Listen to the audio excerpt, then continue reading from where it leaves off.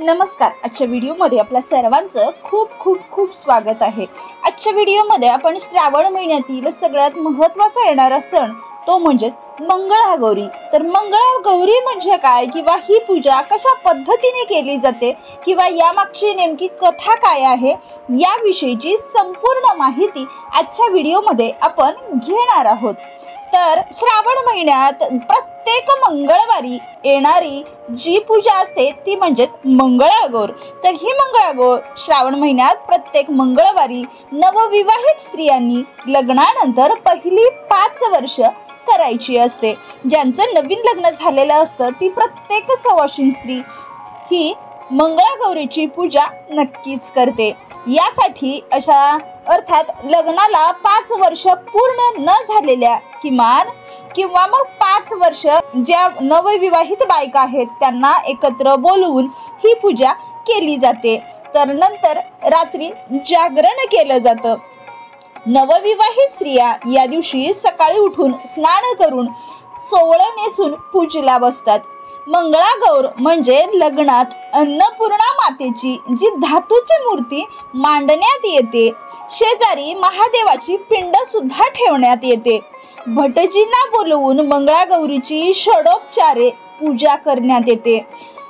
पूजेनंतर पिठाच्या किंवा मग पुरणाच्या दिव्यांनी त्या मंगळागौरीची आरती केली जाते आणि सर्वजणी एकत्र बसून मंगळागौरीची कहाणी वाचली किंवा मग ऐकली जाते. नंतर पूजेसाठी आलेल्या संपूर्ण सवासणीचे भोजन केले जाते आणि शक्यतो हे जेवण करते वेळेस अगदी शांत म्हणजे मुक्याने जेवण केले जाते आणि जेवणानंतर प्रत्येकाने तुळशीचं पान खाल्लं जातं. तर या सवासणींना या दिवशी काही वस्तूचं वाण सुद्धा दिलं जातं. तर अशा पद्धतीने मंगळागौरीची म्हणजे अन्नपूर्णा मातेची आणि महादेवाची म्हणजेच या ठिकाणी महादेव पार्वतीची पूजा ही मंगळागौर म्हणून केली जाते. तर प्रत्येक सवाशीण स्त्री ही मंगळागौरीची पूजा श्रावण मासामध्ये प्रत्येक सोमवारी नक्कीच करते. तर अशा पद्धतीने पूजा झाल्यानंतर मंगळागौरीची कहाणी ऐकली जाते. तर आता आपण मंगळागौरीची कहाणी पाहणार आहोत. मंगळागौरीची पूजा असेल तर त्यांच्या घरी संध्याकाळी बायकांना हळदी कुंकासाठी बोलवण्यात येतं. हळदी कुंकू, विड्याची पाने, सुपारी व हातावर साखर देतात आणि सवासणीची गव्हाणे सर्व सवासणीची ओटी भरण्यात येते. त्यानंतर मंगळागौरीची कहाणी म्हणण्यात येते आणि नंतर मंगळागौरीची आरती सुद्धा करण्यात येते. रात्रभर मंगळागौर जागवतात. त्यावेळी उखाणे, फुगडी, झिम्मा, भेंड्या असे अनेक प्रकारचे साधारण 110 प्रकारचे खेळ आहेत ते संपूर्ण बायकांमध्ये खेळले जातात. आणि सकाळी उठल्यानंतर स्नान करून दही भाताचा नैवेद्य मंगळागौरीला पुन्हा दाखवला जातो आणि मंगळागौरीची पुन्हा आरती केली जाते आणि नंतर मंगळागौरीवर अक्षता टाकून या मंगळागौरीचे विसर्जन करतात. तर अशा पद्धतीने मंगळागौर हा संपूर्ण नवविवाहित स्त्रियांचा एक खूप मोठा सण अतिशय उत्साहामध्ये साजरा केला जातो. तर या मंगळागौरीच्या व्रताचं उद्यापन कशा पद्धतीने केलं जातं? मंगळागौरीच्या व्रताचे उद्यापन लग्न झाल्यापासून 5व्या वर्षी श्रावणातील शेवटच्या मंगळवारी केले जाते. असे शक्य नसल्यास इतर कोणी मंगळागौर व्रताचा थाट मांडला जर असल्यास त्याचसोबत व्रताचे उद्यापन करता येतं. म्हणजे आपण स्वतः सुद्धा करू शकतो किंवा मग दुसऱ्यांचं जर पूजा असेल तर त्यामध्ये सुद्धा तुमचं जे व्रताचं उद्यापन आहे ते करू शकतो. पुण्य वाचन किंवा पुण्य हवन वाचन ठेवण्याकरिता होम हवनासाठी भटजींना बोलावलं जातं. त्याच ठिकाणी द्यायचे वाण ठेवलं जातं. आई वडिलांना वाण दिले जाते. मुलीने आईला सापाची मूर्ती देण्याची पद्धत आहे. तर आईने मुलीला जावयाला ताटामध्ये लाडू किंवा मग वड्या घालून देण्याची पद्धत आहे. यामागे मंगळागौरीची पारंपरिक कथा आहे. या कहाणीतला नवरदेव अल्पायुष्य असतो. त्याला दंश करण्यासाठी साप येतो पण त्या नववधूच्या मातेने मंगळागौरीचे व्रत केल्याने हा नवरदेव वाचतो म्हणजेच त्याचे प्राण वाचतात.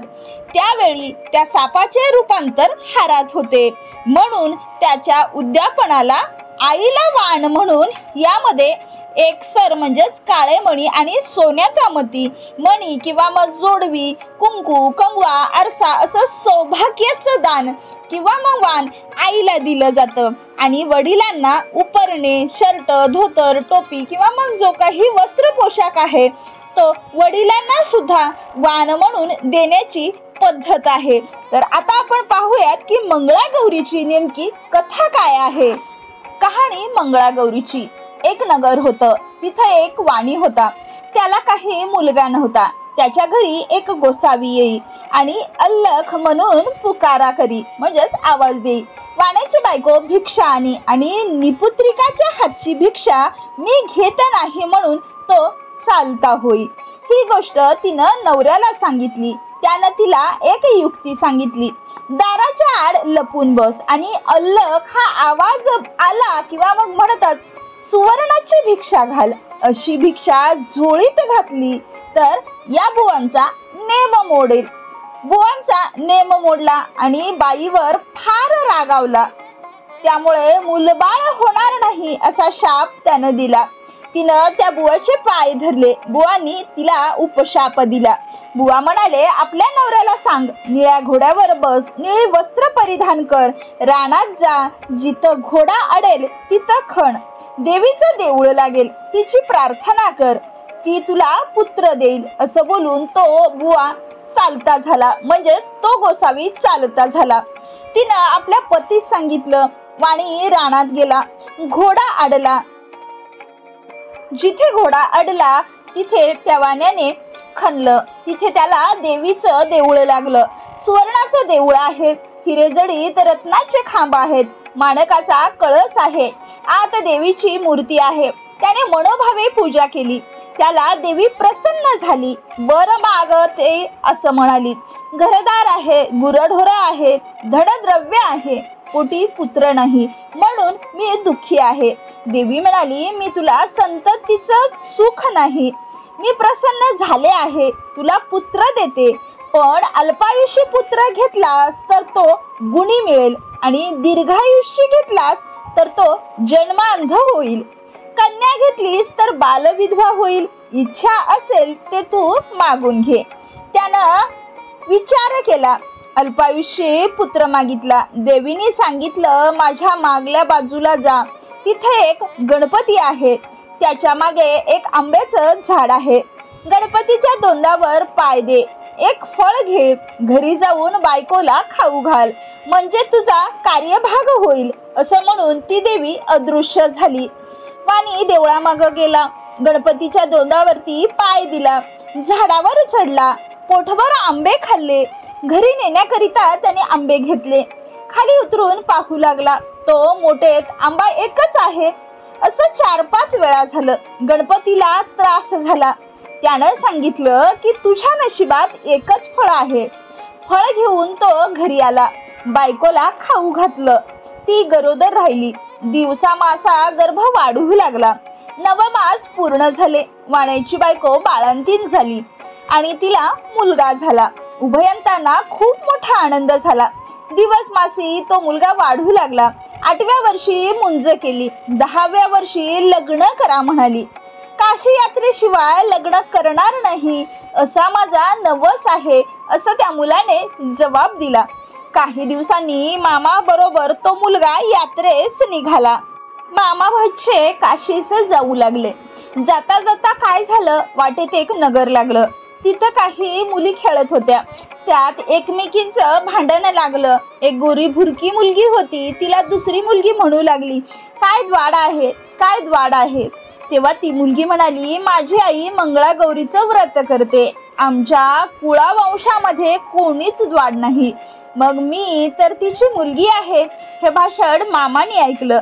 त्याच्या मनात आलं, हिच्याशी जर आपल्या भाच्याचं लगीन झालं तर म्हणजे तो दीर्घायुष्य होईल, परंतु हे कसं घडेल। त्या दिवशी तिथं त्यांनी मुक्काम केला। इकडे काय झालं, त्याच दिवशी त्या मुलीचं लग्न होतं।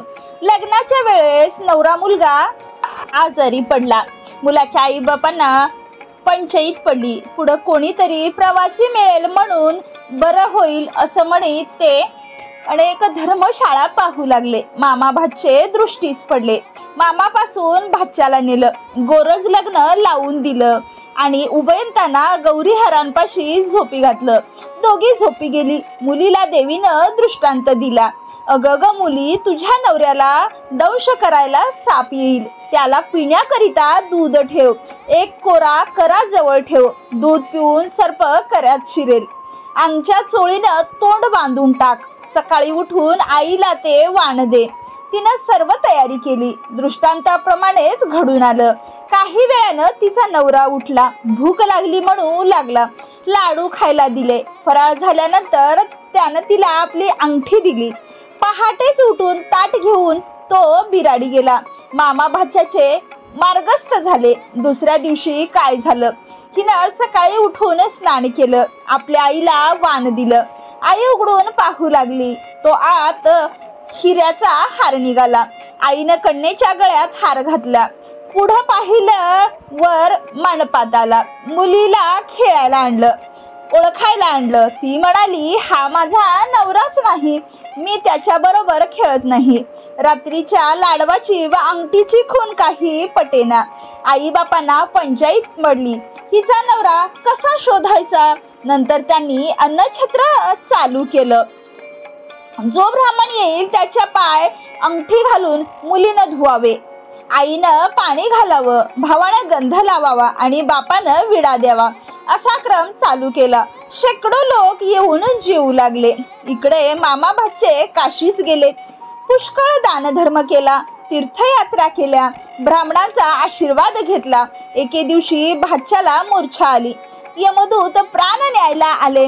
मंगळागौर आडवी आली. त्या दोघांचं खूप युद्ध झालं. यमदूत पळून गेले. गौर तिथं अदृश्य झाली आणि भाचा जागा झाला. तसा आपल्या मामाला सांगू लागला, मला असं खरं स्वप्न पडलं. मामा म्हणाला, ठीक झालं, तुझ्यावरचं विघ्न टळलं. उद्या आपण घरी जाऊ. परत येऊ लागले. लग्नाच्या गावी ते परत तळ्यावरती स्वयंपाक करू लागले. तेव्हा दासीने येऊन त्यांना सांगितलं की इथं अन्नछत्र चालू आहे, तिथं जेवायला जा. ते म्हणाले, आम्ही अन्न घेत नाही. दासीने यजमानास सांगितलं. त्यांनी पालखी पाठवली. आदर तिथ्यानं त्या मामा भाच्यांना घरी नेलं. पाय धुताना मुलीनं नवऱ्याला ओळखलं. नवऱ्यानं आपण दिलेली अंगठी सुद्धा ओळखली. आई बापांनी विचारलं, तुझ्याजवळ खून काय आहे? त्यानं लाडवाचं ताट दाखवलं.